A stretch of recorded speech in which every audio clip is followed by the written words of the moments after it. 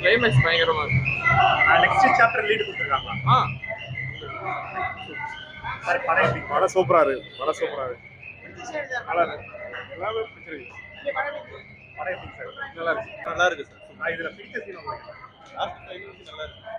நல்லா இருக்கு. நல்லா இருக்குமா? படம் எப்படி இருக்கு? நல்லா இருக்கு. படம் நல்லா இருக்கு. இதுல பிடிச்ச சீன் உங்களுக்கு? பிடிச்ச சீன் அந்த கிணத்துக்குள்ள போய் இந்த சிவன் பாப்பாங்கல்ல, அந்த சீன் வந்து நல்லா இருந்துச்சு. சூப்பரா இருந்துச்சு. நெக்ஸ்ட் லீடு ஏதாவது கொடுத்துருக்காங்க? அடுத்த பாட்டு படம் எப்படி? படம் சூப்பரா இருக்குங்க. இதுல பிடிச்ச சீன் உங்களுக்கு? பிடிச்ச சீனு கடைசி ஒரு 10 நிமிஷம் 20 நிமிஷம் நல்லா இருக்கு. நல்லா இருக்கு. செகண்ட் ஹாஃப் எல்லாமே நல்லா இருக்கு. ஃபர்ஸ்ட் ஹாஃப் எல்லாமே நேச்சுரலா அந்த இது காமிச்சிருக்காங்க. நல்லா இருக்கு. ஓகே. சாமி அந்த ஃபைட் சீன் ரொம்ப நல்லா இருக்கு. நெக்ஸ்ட் லீடு கொடுத்துருக்காங்க. நல்லா இருக்கு. பயங்கரம். சான்ஸே இல்லை. செம்மையா எடுத்துருக்காங்க. செம்மையா நடிச்சிருக்காங்க. கிளைமேக்ஸ் பட்டாசா இருந்துச்சு. 2 வீக்ஸ்க்கு அப்புறம் ஓடிட்டு இருக்கு. அதை பத்தி பயங்கரமா இருக்கு. தெளிவா வந்துட்டே தான் இருப்பாங்க. படம் சூப்பரா இருக்கு. இன்னும் 2 வீக்ஸ் ஒன்னா கூட ஒர்த்து தான். பயங்கரமா நடிச்சிருக்காங்க எல்லாருமே. அவங்க கேரக்டர் அவங்க ரியலைஸ் பண்ணி நடிச்சிருக்காங்க. படம் பயங்கரமா இருக்கு. பட்டாசா இருக்கு. அப்படிங்களா? ஓகே. இது எல்லாமே லாஸ்ட் கிளைமேக்ஸ் ரொம்ப நல்லா இருந்தது. அவங்க டைவர்ட் நல்லா காட்டியிருந்தாங்க. லீடு நெக்ஸ்ட் பார்ட்டுக்கு லீடு ஏதாவது? நெக்ஸ்ட் பாட்டுக்கு லீட் அது எக்ஸ்பெக்டேஷன் இருக்குது. பார்க்கலாம் எப்படி இருக்குன்னு. இந்த பாட்டு நல்லா இருந்தது. பிடிச்ச சீன் அது உங்களுக்கு என்ன? ஸ்டார்டிங்ல நல்லா இருந்துச்சு. ஃபைட்லாம் சூப்பரா இருந்துச்சு. படம் எப்படி? பயங்கரமா இருந்ததுங்க. சூப்பரா எடுத்திருக்காங்க. ஒரு புது எக்ஸ்பீரியன்ஸா இருந்தது. ஒரு டிவைன் ஃபீல் இருந்தது படம் ஃபுல்லாவே. நல்லா இருந்தது. லாகிங் ஏதாச்சும் இருக்குங்களா? இல்ல அப்படி ஒன்றும் தெரியல. நல்லா இருந்தது. சில சீன்ஸ்ல காமெடி, சில சீன்ல அது நல்லா இருந்தது. ஒரு நல்லா இருந்தது. ஒரு எல்லாம் மிக்சரா நல்லா இருந்தது. படம் எப்படி இருந்தது? சூப்பரா இருந்துச்சு. அது வந்து உங்களுக்கு பிடிச்ச சீன் என்ன? எனக்கு எதுவுமே பிடிச்ச சீன் சொல்ல முடியாது. எல்லாமே சூப்பரா இருந்துச்சு.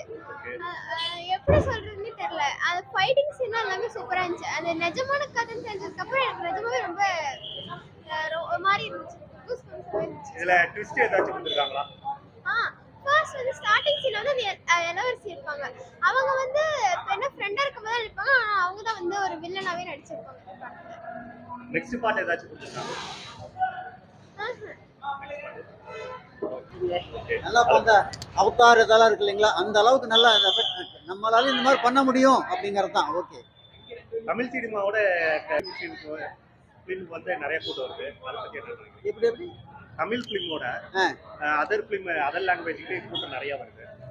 இந்த மாதிரி தமிழ்ல வந்த மாதிரி தெரியல. பட் இது நல்லா பண்ணியிருக்காரு. நல்லா பண்ணியிருக்காரு. செகண்ட் வீக் தாண்டி இது ஓடிட்டு இருக்குங்க சார். அதை பத்தி என்ன நினைக்கிறீங்க?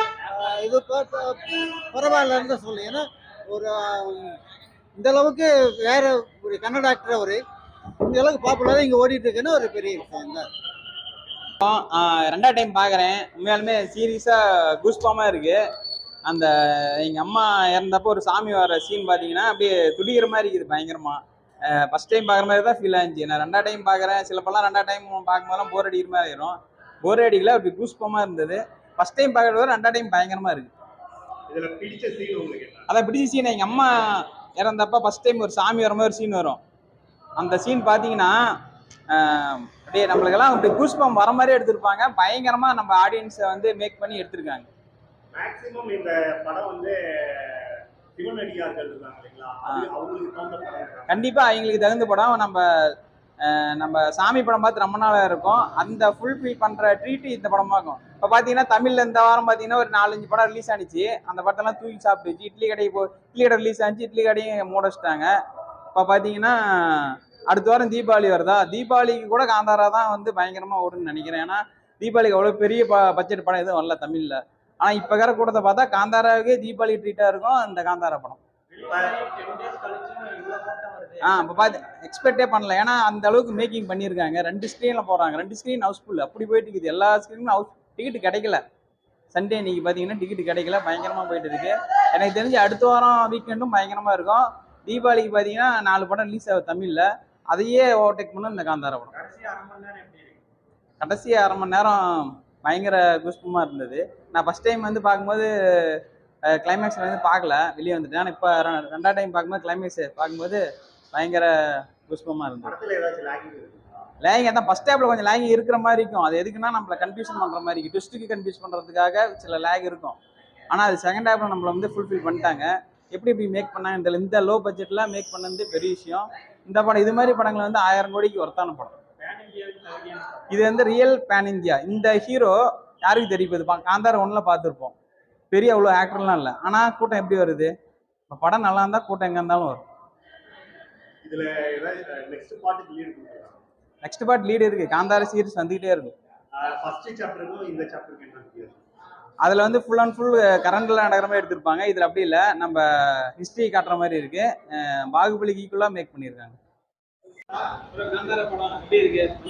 ஹாய் ப்ரோ, காந்தாரா படம் சூப்பராக இருக்கு. ஃபர்ஸ்ட் சாப்டரோட இது செகண்ட் சாப்டர் சூப்பராக இருக்குன்னு சொல்லலாம்.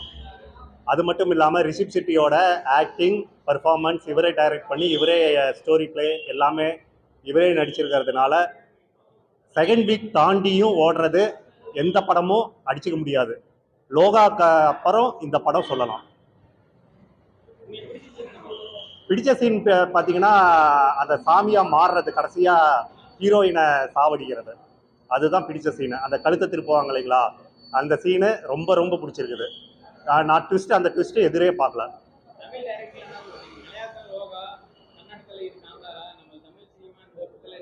தமிழ் சினிமா வந்து பெரிய பட்ஜெட் போட்டு படம் எடுக்காம இந்த மாதிரி சின்ன சின்ன பட்ஜெட் போட்டு படம் எடுத்தா, இந்த மாதிரி கான்செப்ட் வச்சு எடுத்தா நல்லா இருக்கும். யாருக்கும் ஹிஸ்டாரிக்கல் லாங்குவேஜ், ஹிஸ்டாரிக்கல் மூவிஸ் மாதிரி எடுத்தா இன்னும் நல்லா இருக்கும். அதுவும் இல்லாத கன்னடம் மலையாளம் படம் மாதிரி த்ரில்லிங்கு ஹிஸ்டாரிக்கல் எடுத்தா நல்லா இருக்கும்.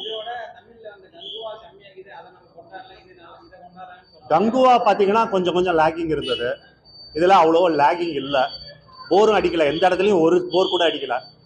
கங்குவாவில் பார்த்தீங்கன்னா அங்கங்கே 10 நிமிஷம் நல்லா ஓடும், அதுக்கப்புறம் ஒரு 5 நிமிஷம் போர் அடிக்கும். இதில் பார்த்தீங்கன்னா போர் அடிக்கிற மாதிரி இல்லை, அதுதான் ஒரு ப்ளஸ் பாயிண்ட்ஸ். புரியல?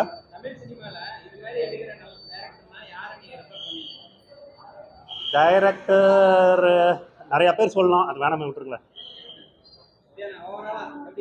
ஓவரால் 10க்கு 9.5 கொடுப்பேன்.